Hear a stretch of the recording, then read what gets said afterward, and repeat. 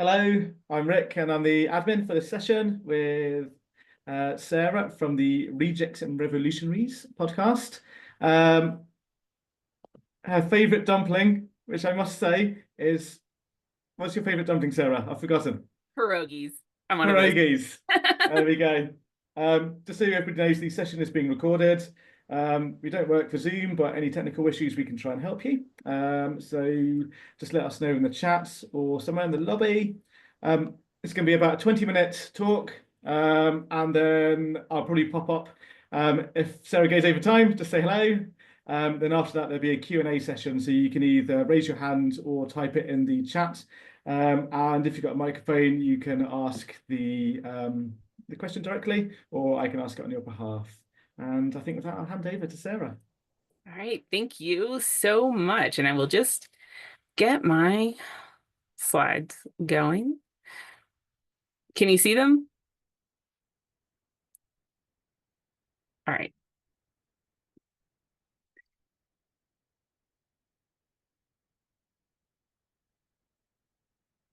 Great. Okay, welcome everyone, and thanks for coming to this presentation on the rules and logistics of granting quarter in pre-industrial warfare. If you're here, it's because you are a commander in pre-industrial Europe trying to better understand what is and isn't acceptable behavior on the battlefield, specifically as it pertains to the granting of quarter. What is quarter? How does it work? And how can it get you in trouble? Before we continue, I think it's worth noting that you will have to check your own time period and military leaders' specific codes of war, as well as how strictly they enforce their rules, and make sure that you follow their guidance about how to approach this issue. That said, the norms regarding quarter remain reasonably similar regardless of whether you're fighting in the medieval era or the 18th century. And even in the 19th century, you'll find some debate, though by then it is being phased out in favor of prisoner exchanges. I will be focusing on the 17th century because that is the time period that I come from. First things first, we need to establish exactly what quarter is, what refusal of quarter is, and what refusal of quarter is, rather. Quarter is the agreement that surrendering troops will not be killed as military opponents or in retaliation for military activities. In short, it means that you will spare the lives of the people who are surrendering. You will allow them to live, and you will negotiate what they're allowed to do after their surrender. You may take them prisoners, or you may simply disarm them and let them leave. These terms should be negotiated prior to the surrender.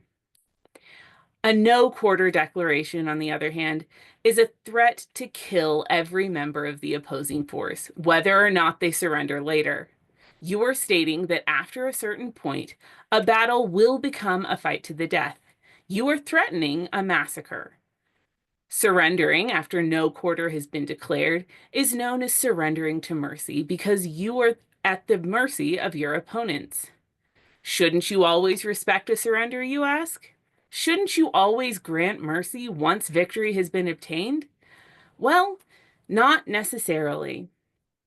You see, your goal as a military commander is not just to win.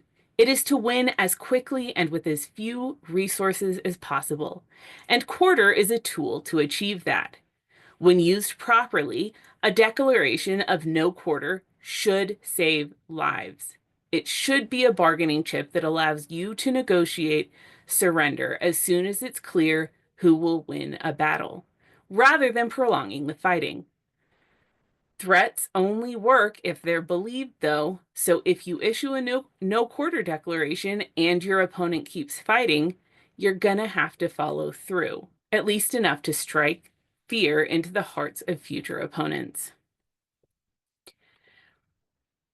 Now, primarily, you are going to be considering a declaration of no quarter as the attacking force in a siege. In a siege type situation, the attacking force is generally going to sustain significantly more casualties, potentially about 5 times as many as the defending force. thanks to the protection of their fortress or castle. Of course, the attacking force has the advantage of being able to replenish supplies and eventually wear down the defenders over time, but the cost can become overwhelming. What you want to prevent is a situation in which the defenders cannot win, but continue to hold out so that they inflict maximum damage on your force. And if the defenders are guaranteed to be spared upon surrender, their best strategy may be to do just that. If they're not losing men and they're inflicting casualties, they can just hold out until you actually break through and simply surrender when their lives are in danger. Even if they know they can't win, they can drain your resources to weaken your overall campaign, and they will absolutely do that given the chance. This is where a no quarter declaration comes in. At the point where your victory is assured, you need to force their hand. You need to make them evaluate their own likelihood of winning and decide whether it's worth it to hold out. A quicker surrender limits the number of casualties on both sides, but a declaration of no quarter will cause the other side to fight harder. So you need to be assured of your own political position, or of your own position before issuing one.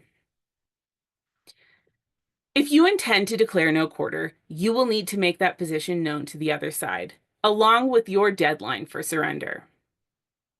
Now, for a couple of textbook examples of a threat of no quarter leading to surrender, we can look to the falls of Bristol and Leicester in the First English Civil War. At Leicester, Royalist commander Prince Rupert besieged the town, threatening no quarter if the town didn't surrender immediately. Rupert was well known for aggressive tactics like this and for actually following through on his threats. And now the town wasn't particularly defended, so it did surrender. This happened at a time when the Royalist forces could not afford either a defeat or a long drawn-out battle. And though ultimately the fall of Leicester could not save the Royalist cause, it was one of the last major Royalist victories of the war. The fall of Bristol saw the same tactic used by parliamentarians in a Royalist stronghold, and it bears many similarities to the story of Leicester. Bristol, too, was a poorly fortified town, and parliamentary forces had also demonstrated their willingness to follow through on no quarter threats. Even as aggressive a military commander as Prince Rupert knew when the no quarter declaration came through that Bristol could not be defended, and he surrendered immediately. In fact, he surrendered so quickly that King Charles temporarily dismissed him from command, due in large part to quarter. And Bristol was a very strategic location. It's worth noting that in both cases, the reason that this had worked is because previous people who had kept fighting in spite of the no quarter threat had, in fact, been massacred. So now that we've established what quarter and no quarter are, we need to examine how this works. Because while you are allowed to deny quarter, there are several rules and considerations that will govern whether or not you should do so. It should go without saying that denying quarter is a particularly severe course of action, and therefore it is not something you should do lightly. First, the rules. While specific codes of war vary, the following rules are generally accepted. You must clearly signal your intent when offering or denying quarter. This is both legally required and necessary for quarter to serve its legitimate function. You cannot kill in cold blood. Executions must occur in the heat of battle or as an immediate consequence of refusing surrender. You cannot torture. You can kill them, but you cannot commit deliberate acts of cruelty. And while we're at it, that also means that you can't mutilate dead bodies and you cannot target non-combatants. Finally, it must be clarified that quarter protects a soldier from retaliation for military activities, but not from retaliation for crimes committed as a soldier, such as robbery or rape. However, you must tread lightly when convicting and executing surrendering prisoners. If you do it too often or too lightly, you will be accused of having given false quarter. A good example of this is the case of Lucas and Lisle after the siege of Colchester in the Second English Civil War, which went down in infamy and helped to delegitimize both the parliamentary cause and some of its key leaders. These two royalists were executed after surrendering to quarter, and despite the ad hoc justifications given, citing alleged wartime crimes and breach of parole, they became martyrs of the royalist cause. Certainly in the long run, Parliament lost far more than it gained from their executions. So you must treat no quarter as a military tactic rather than excuse for wanton bloodshed or revenge. This threat might indeed end in a massacre, but it should be a massacre with rules. It is worth noting that forcing soldiers to adhere to these rules is far easier said than done, so just do your best. Beyond the codes of war, navigating the decision of declaring quarter is up to you. But the core point here is that you need to consider both the current battle and long-term strategy. Every commander navigates quarter differently, but there are a set of core considerations that you need to take into account. And we're going to go over those now. In general terms, both granting and denying quarter have their own sets of benefits. It must be noted that what follows are generalities, and like any rules, they have exceptions. As we have alluded to in the past, if you grant your opponent's quarter, you can expect a more prolonged battle with increased casualties. However, it's likely that you will better preserve your reputation, which will lead to better treatment of your own captured soldiers, and even an increased willingness of opposing soldiers to desert their side. In addition, you may be able to ransom, question, and exchange prisoners you take. On the other hand, if you declare no quarter, the outcome is far less predictable. Ideally, the ultimate outcome will accelerate surrender, limiting the loss of lives and resources without many negative side effects. Additionally, even if you follow through on the threat, you get the benefits of instilling fear in your opponent that will weaken their morale and resolve to fight in the future. And also, taking no prisoners certainly lessens a significant logistical burden. However, you will intensify the fighting, especially after a no quarter deadline. It will be a fight to the death at that point. Declarations of no quarter also increase the likelihood of revenge against your own troops, and they open you up for lies and propaganda that will severely damage your reputation. The last point here is particularly important to expand upon. Quarter as a practice hinges almost wholly on honesty, a trait that we know humans often lack. First, false surrenders. It is conceivable that an opponent will surrender and then resume fighting once you're in a more vulnerable position. This will result in the loss of all rights to future quarter protections for that opponent. Like I said, quarter does not exempt you for punishment for crimes, and this is a crime. In fact, many massacres have begun with the allegation of false surrender, including the sack of Magdeburg in the 30 Years' War, in which this allegation was used to justify a massacre of an estimated 20,000 civilians. Whether or not it's true, either in Magdeburg or elsewhere, is hard to say. But that, of all things, is the justification they used, and that should tell you the degree to which this is unacceptable. Similarly unacceptable is offering quarter and then not honoring it. You cannot offer quarter and then kill prisoners. You cannot issue a no quarter declaration without telling your opponents of your intention. Corrupting quarter in any such way will prevent any opponent from accepting future offers of quarter and will provoke inevitable retaliation and bad blood. Your own commanders and military leaders may even execute you for such an act, both because this is one of the more atrocious things that you can do in a battle, and also to avoid incurring similar repercussions themselves. When this happens, people generally try to create justifications, but that does not prevent the events from going down in infamy and increasing bloodshed. This type of conduct also contributes to a lawless war in which war crimes become a matter of course on both sides. It deepens the divide and can lead to a long-lasting hatred. So do not do this. I cannot emphasize it enough. An example of this within the context of the English Civil Wars was the treatment of the Irish by parliamentary forces.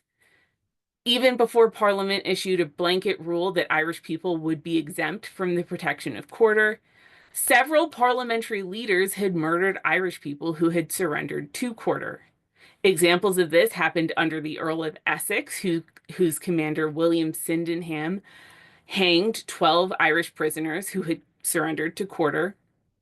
And Essex had argued that this was deserved because of the Irish Rebellion 4 years before, and because these soldiers represented an invading force associated with that rebellion.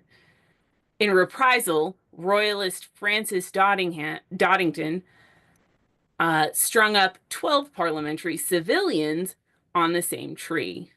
Similarly, after the fall of Shrewsbury, 13 Royalist Irish prisoners were hanged, and in reprisal, Prince Rupert hanged 13 parliamentarian prisoners, saying of the misuse of quarter that the English nation is in danger of destroying one another, of denigrating into such an animosity and cruelty that all elements of charity, compassion, and brotherly affection shall be extinguished.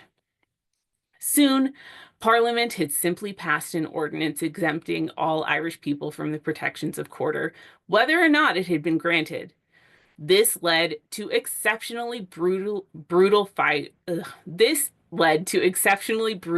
among the Irish and also among royalists fighting alongside them, who were unsure that they themselves would be spared.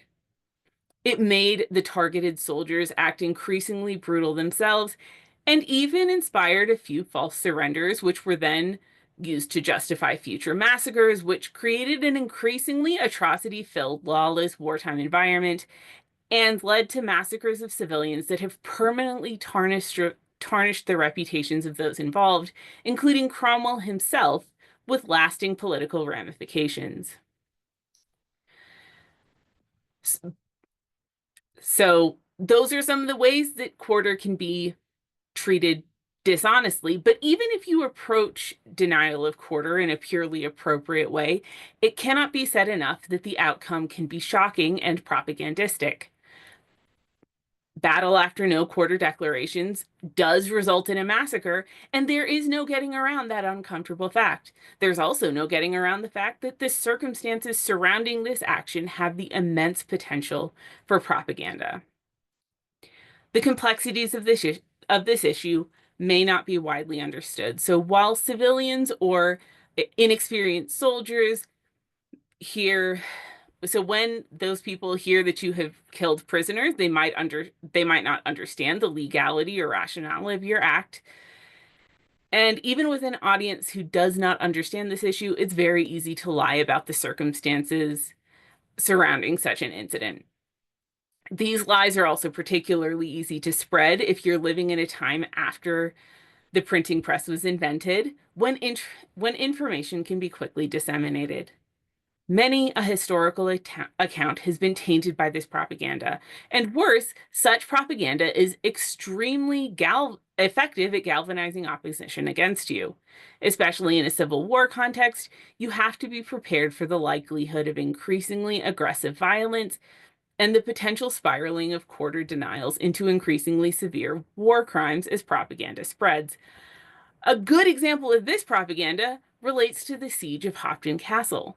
The end of this siege is one of the most infamous acts of the Civil War period, having been intensely propagandized by both sides, but our actual knowledge of the event is fairly limited.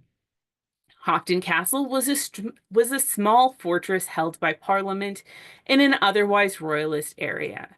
At the time of the siege, it was held by about 30 parliamentarian soldiers and was attacked by a royalist force of about 500, though the number is debated. Parliament thwarted the first attack with no real issue, killing an estimated, but again debated, 200 royalists.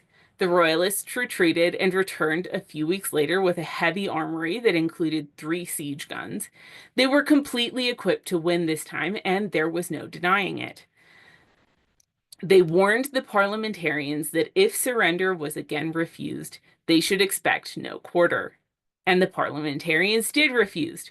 The royalists attacked, and the parliamentarians retreated to the strongest part of the castle, but royalists again were able to break through. At this point, the parliamentary commander asked to be allowed to surrender and leave, and the royalists refused. So he asked that the lives of his men at least be spared, and again the royalists ignored the request. They killed all but the commander, who they captured before the massacre began and took for questioning.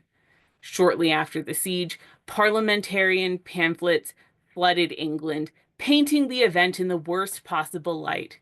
Some stated that the parliamentarians had surrendered to quarter, while others reported soldiers having had their hands cut off, being stoned to death and drowned in a ditch, or tied up and stabbed to death, or cast into a water-filled ditch and dismembered while alive, all of which were severe breaches of the codes of war.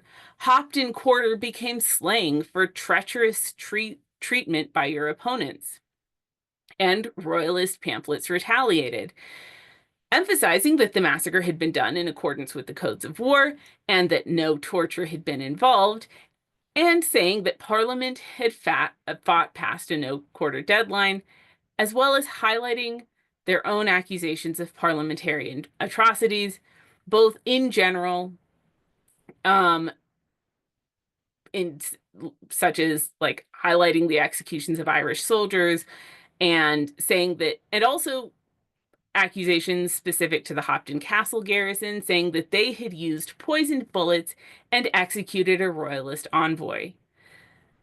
This too provided fuel for increased wartime excess. And even today, both sides' propaganda remain in the historical record as assumed fact, despite the lack of evidence for their accusations. And that brings us to a close. Thank you so much for attending. I hope you've learned something that you can take with you. If you have any questions, I will be happy to answer them now.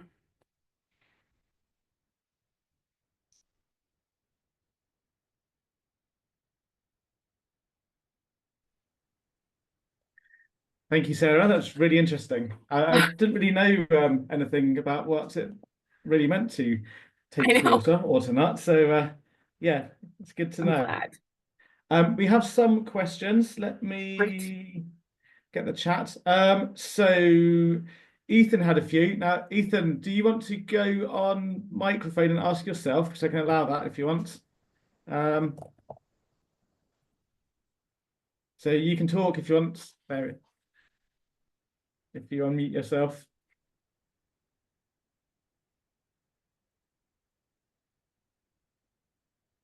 Far away.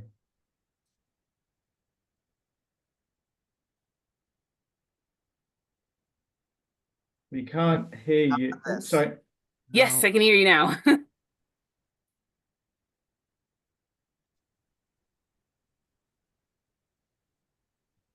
We heard you for a moment. Do you want to just read them? Yeah, I can read them. So, okay, Ethan's first question. Sarah, did you repeatedly listen to bootlegs of Led Zeppelin's No Quarter while preparing for this talk? I should have. I wish I had. Okay, let me. Okay. Yeah, so Ethan was saying he's definitely curious about quarter within non-conventional warfare. In modern times, there is definitely less of an inclination to quarter, which I think is part due to the type of warfare being waged. How has this worked on places like the American frontier of the 17th century? So, I mean, you have to realize that in sort of frontier environments, it's already innately a little bit more lawless, right? And it always comes down to a degree quarter, and respecting quarter always comes down to a degree to, you know, personal willingness and knowledge that there's going to be repercussions if you don't. So, yeah, that the short answer is probably that. I mean, the ideas transferred, whether they were respected is a whole nother matter. Okay, got a question from Christoph here. Christoph says, what time period did these rules apply and what was the geographical scope? So I don't know past the scope of like Europe and sort of European colonies geographically. I know that within Europe, the within Europe, we're really talking about these rules applying from the medieval period through about, well, they start being phased out in the 18th century, and they're sort of fully phased out by the end of the 19th century, because what happened was industrialization came in and changed the dynamics a bit. And it made it much more useful to capture people as prisoners rather than to, certainly you wouldn't, like, back in like the 17th century, you could have let people go and let them go even armed, knowing that they weren't necessarily going to pick up arms and fight against you again effectively. Um, but then obviously as time and technology evolve, that becomes less the case. And so you want to take prisoners, prisoner exchanges and prisoner ransoms become a much bigger deal. And by the end of the 19th century, this idea of taking no prisoners is basically gone. Even by the middle of the 19th century, it was highly contested. Yeah. Thank you. I've got another question here. Greg, you can talk if you want to, or you can type your question in the chat because you got your hand up. If you type it, I can ask it for you, or you're free to talk. Yeah, it seemed a little too like wonky to try to type. Great presentation, and thanks for this setup. How you did it, I like that, like from the perspective. Oh, I'm glad. Thanks. Yeah, that's great. I work in like the open, like technology kind of movement, and we talk a lot about how we transition from like non-collaborative systems to collaborative systems, and kind of step one in the transition is always creating a common language so that you know what you're talking about. And then step two is just transparency. And I see an analogy here and I want to check it. Like it feels like there was no language or consistency about the rules.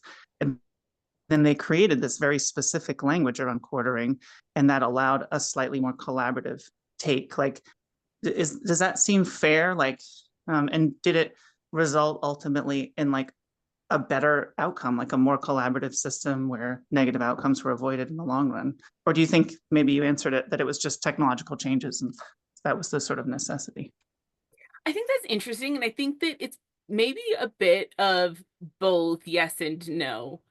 Because one thing that's really important to realize is that in these earlier wars, like even into the 17th century, basically everyone who was leading anything came from the same cultural context, right? The English Civil War commanders had largely fought in, or at least knew people who fought in the 30 Years' War. And so they probably knew each other. And so informally, I think that shared language existed. And like I said, every side would have their own codes of war, and those codes of war wouldn't necessarily be secret.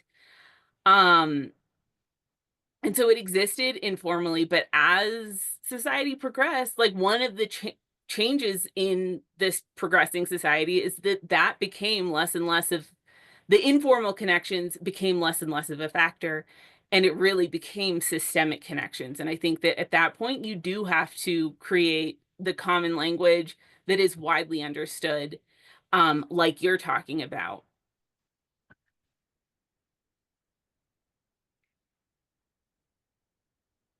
Thank you. Anything to add to that, Greg? He said, awesome, thank you in the chat. Okay, great. Okay, we have got Ethan's also saying, is there honor in warfare just because there are rules? That is ultimately the question, right? You know, that's ultimately the question. Do the rules equate to honor? Certainly, if you're talking about the period of the English Civil War, there, yeah, absolutely. Certainly, if you're talking about the period of the English Civil War, both sides were accusing each other of dishonor while also being accused of dishonor. So the fact that Prince Rupert was the one who was upholding the rules of quarter is actually very interesting because he was the one who was most aggressive about declaring no quarter. And rather than declaring no quarter at a point like later in the battle when it was really obvious who was going to win and who was going to lose, he did it as soon as he had an inclination that he might win. And a couple of massacres later, people were like, oh shoot, this guy really knows what he's doing, right? And like Parliament hated that because he's sitting there basically bluffing people into surrendering. But then at the same time, Parliament, like, they were doing things like exempting certain groups without telling them at first.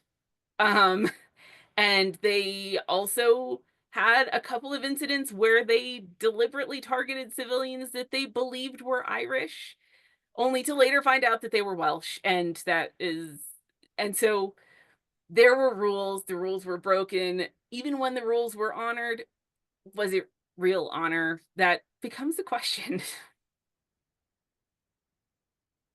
Yeah, it's very true. It's very open to abuse, I think, as a system. Yeah, it is.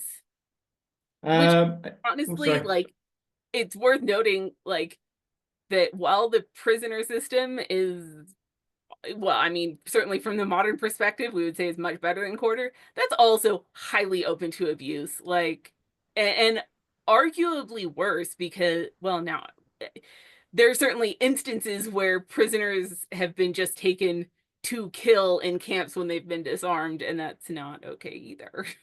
No. Okay, 2 bits here from Doug. He says it looks like you have one more slide, and he also has a question. So, oh, you're right. I did have one more slide. I can show it to you. But yeah, what's the question? The question is, what were the penalties for an individual soldier who violated the commander's grant of quarter? It depended on your commander. Like it did. And that becomes so, like, getting back to the period of the English Civil War, for a long time, Parliament was a little bit more strict according to its rules than the Royalists, and they really painted the Royalists as being really lax in terms of things. But then obviously you had a lot of instances when they weren't. And, as much as Parliament had said that they would punish individual soldiers and maybe made a show of punishing individual soldiers early on, that became less and less the case to the point where they had, real leaders, sort of, where they had like real leaders doing things that were not okay. And then ultimately, the question of whether they got punished came down both to like ethics, but also practicality, and whether the PR, for lack of a better word, was, worth losing soldiers and worth losing potentially very talented commanders, and where are you going to draw that line? And it's very that is just something that people maybe casually had an idea of, but it was not something where you had a bunch of checklists and, saw that it was going to go one way or another. And so that becomes a big issue with it. Okay, Ethan's got another question here. So, with your knowledge, oh, sorry, it's just scrolled one moment. With your knowledge that you've gathered about the warfare from the English Civil War, are you looking forward to covering warfare with this new perspective on the American continent? Oh, yeah, very much so. Very much so. Yeah. I'm especially, I'm going to tell you, I'm especially looking forward to like decades down the line getting to what you were talking about with that frontier, and especially the frontier in the American Civil War, and seeing how that played out in that area. Sort of on the peripheries is always very, very interesting. Okay, if anybody's got any more questions, you can add them to the chat or raise your hand. I was thinking with the idea of Corsa and we'll give you no Corsa, and its introduction and maybe its change of usage over the time, do you think there was maybe people's value of human life changed over time? Was there a trend like to take prisoners more or to massacre people more over time? Well, I mean, I don't think you can say that there was, right? Because, like, you know, the most brutal wars tend to be the ones that occurred after quarter was phased out, right? Like, we have the English Civil War, but then, and then, like, 100 years later, there's the 7 Years War and the American Revolution, and they're still using quarter there. It's being phased out in the American Civil War was when it was phased out. And there's a lot of interesting things about sort of how those differing norms played out on the battlefield.